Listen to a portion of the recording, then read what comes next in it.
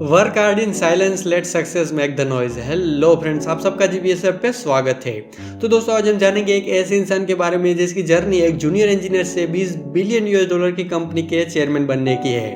दोस्तों, आज हम जानेंगे अनिल मणिभाई नायक के बारे में। अनिल नायक देश की सबसे बड़ी infrastructure company Larsen and Toubro के भूतपूर्व चेयरमैन है। अनिल नायक पिछले करीबन 55 साल से एल के साथ जुड़े हुए थे और करीबन पिछले 25 सालों से एल को लीड कर रहे थे। अनिल को 2009 में इंडिया के third highest civilian award Padma Bhushan से और 2019 में second highest civilian award Padma Vibhushan से भी नवाजा गया था। इन दो मुख्य अवार्ड के अलावा बिजनेस जगत में अनिल नायक को ढेरों अवार्ड मिल चुके हैं। तो चलिए दोस्तों, आज अनिल मणिभाई नायक की कहानी को शुरू से जानते हैं। दोस्तों, अनिल का जन्म 9 जून 1942 के दिन गुजरात के एंधल गांव के ब्राह्मण परिवार के घर में हुआ था। उनके परिवार में लगभग हर कोई टीचर था। उनके ग्रैंडफादर गुरुकुल के हेडमास्टर थे। आगे यही परंपरा कायम रही और उनके बेटे और बेटे के बेटे भी टीचर बने। एक ही परिवार में करीबन 20 लोग टीचर थे। इसी की वजह से उन्हें गुजराती में मास्टर कुटुंब यानी कि फैमिली ऑफ टीचर्स के नाम से जाना जाता था। अनिल के पिता मणिभाई नीचाभाई नायक मुंबई की one of the best school में पढ़ाया करते थे। नायक परिवार महात्मा गांधी के विचारों में विश्वास रखता था। गांधी जी कहा करते थे, हिंदुस्तान शहर में नहीं पर गांव में बसता है। और इसी के चलते जब मणिभाई के गांव में स्कूल की शुरुआत हुई तो मणिभाई को स्कूल का प्रिंसिपल बनने के लिए आमंत्रित किया गया। मणिभाई ने एक पल भी नहीं सोचा और बम्बई जैसे शहर को छोड़कर सन 1952 में गांव चले आए। आगे मणिभाई ने अपनी पूरी जिंदगी गांव के बच्चों को पढ़ाने में व्यतीत की। अनिल भी उसी स्कूल में पढ़े जहां पे उनके पिता प्रिंसिपल थे। गांव का स्कूल बहुत छोटा था, इसीलिए वो एसएससी एग्जाम का सेंटर नहीं था। इसीलिए अनिल को एसएससी एग्जाम देने पास के शहर बिलमोरा जाना पड़ता था। बिलमोरा में कुछ मूवी थिएटर्स थे। अनिल को पिक्चर से इतना लगाव हो गया था कि वो एग्जाम देने के साथ साथ हर दिन मूवी देखा करते थे। यहाँ तक कि एक बार अनिल को उनका परिवार ढूंढते ढूंढते एक मूवी थिएटर तक आ पहुंचा था। जिसके बाद मणिभाई ने अनिल का एडमिशन वल्लभ विद्यानगर में करवा दिया, जहाँ पे कोई भी मूवी थिएटर्स नहीं था। पर वल्लभ विद्यानगर के एक तरफ अहमदाबाद था और दूसरी तरफ बड़ौदा, जिसके चलते अनिल ने सिर्फ एक साल में 105 मूवीज देखी। आगे चलकर अनिल 1958 में बिरला विश्वकर्मा महाविद्यालय इंजीनियरिंग कॉलेज से मैकेनिकल इंजीनियरिंग की डिग्री लेके ग्रेजुएट हुए। दोस्तों, अब अनिल की जिंदगी बदलने वाली थी। अब वो स्टूडेंट नहीं रहे थे। कुछ समय गांव में बिताने के बाद वो अपने पापा की दी हुई चिट्ठी लेकर बम्बई गए। उन्होंने वो चिट्ठी उनके पिता के दोस्त वीरेंद्र शाह को दी। Virendra Shah Mukund iron and steel works में काम करते थे।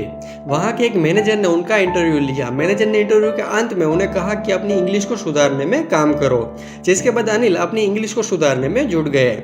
उसी समय उन्होंने नेशनल बॉयलर्स के बारे में सुना और उन्होंने वहां भी जॉब एप्लीकेशन दी और वहां पे उनकी किस्मत अच्छी रही और उन्हें जॉब मिल गई। वहां पे वो कुछ ही समय में वर्कशॉप सुपरवाइजर बन गए।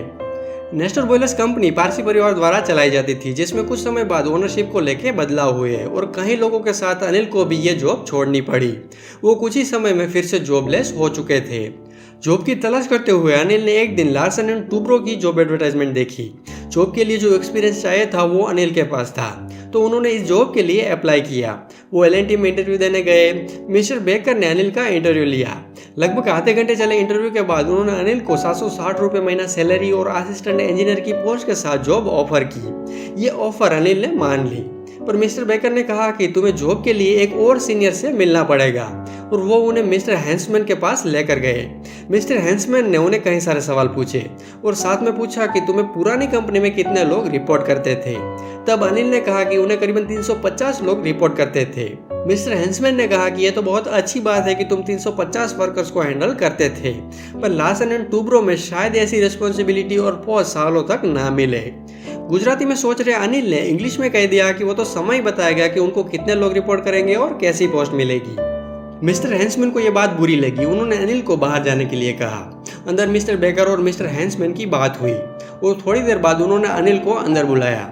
मिस्टर बेकर ने कहा कि मिस्टर हैंसमैन को लग रहा है कि तुम और कॉन्फिडेंट हो और तुम्हारी सैलरी 760 नहीं पर 670 कर दी गई है और पोस्ट असिस्टेंट इंजीनियर की बजाय जूनियर इंजीनियर दी गई है। मिस्टर बेकर और अनिल हैंसमैन की ऑफिस से बाहर आए। मिस्टर बेकर थोड़े निराश थे। अनिल ने उन्हें कहा कि आप बिल्कुल निराश ना होइए, इसमें आपकी कोई गलती नहीं। अनिल ने जूनियर इंजीनियर की पोस्ट के साथ लार्सन एंड टूब्रो ज्वाइन कर लिया। उनका काम ऐसा था कि उन्हें सिर्फ 6 महीने के अंदर जूनियर इंजीनियर से असिस्टेंट इंजीनियर की पोस्ट पे प्रमोट किया गया और आगे एक के बाद एक प्रमोशन मिलते गए। सिर्फ 18 महीने की जॉब के बाद उन्हें वर्कशॉप इंचार्ज बना दिया गया और उन्हें 350 नहीं पर 800 वर्कर्स रिपोर्ट करने लगे। अनिल का बिहेवियर, नेचर ही कुछ ऐसा था कि मात्र 2 साल में हर कोई उनकी इज्जत करने लगा और अनिल भी हर छोटे बड़े की कद्र करते थे। आगे चलकर अनिल की शादी गीता नायक से हुई। गीता नायक का कहना है कि अनिल ने अपनी पहली लाइफ उन्हें ना चुनते हुए हमेशा ही एल&टी को चुनी है। अनिल अपना सारा समय एल&टी को देते थे, परिवार के लिए उन्हें कभी समय नहीं रहता था। दोस्तों, ऐसी लगन और मेहनत से अनिल इस कंपनी के सबसे यंग मैनेजर बने। एल&टी में रैंक सिस्टम चलाया जाता था, जिसके चलते मात्र 10 साल में अनिल ने वो रैंक हासिल कर लिया जिससे उन्हें 1985 में जनरल मैनेजर बनाया गया। इसके मात्र 4 साल बाद 1989 में वो वाइस प्रेसिडेंट और मेंबर ऑफ बोर्ड डायरेक्टर बने। अनिल ने अपनी सोच और विजन से एल&टी को हमेशा ही आगे बढ़ाया। सन 1985 में उन्हें प्रेसिडेंट बनाया गया और फाइनली 1989 में वो लार्सन एंड टुब्रो के CEO और MD बने। अब भी एक आखिरी मुकाम अनिल भाई के लिए बाकी था और वो था ग्रुप चेयरमैन का। एज CEO और MD 4 साल काम करने से उन्होंने ये साबित कर दिखाया कि उनकी लीडरशिप इतनी मजबूत है कि वो एल&टी पे आने वाली हर मुसीबत का सामना कर सकते हैं, जिसके चलते उन्हें 2003 में फाइनली एल&टी ग्रुप का चेयरमैन बनाया गया। ये एल&टी कंपनी के इतिहास में पहली बार हुआ था कि कोई ऐसा शख्स चेयरमैन बना जिसने एल&टी को as a junior engineer join किया हो। उन्होंने अपनी लीडरशिप में एल&टी को हमेशा ही आगे बढ़ाया और साथ में कई और क्षेत्रों में भी एल&टी का एक्सपेंशन किया। दोस्तों, अनिल नायक की लीडरशिप तो स्ट्रॉन्ग है ही है, पर उसके साथ साथ उनको समाज और इस देश का भी पूरा ख्याल है। उन्होंने 2016 में ये अनाउंसमेंट किया है कि वो अपनी संपत्ति का 75% हिस्सा भारत के हेल्थ केयर, एजुकेशन और स्किल बिल्डिंग में लगाएंगे, जिसके चलते उन्होंने एजुकेशन के लिए Nayak charitable trust for education और हेल्थ केयर के लिए Nayak charitable trust for health care की शुरुआत की है।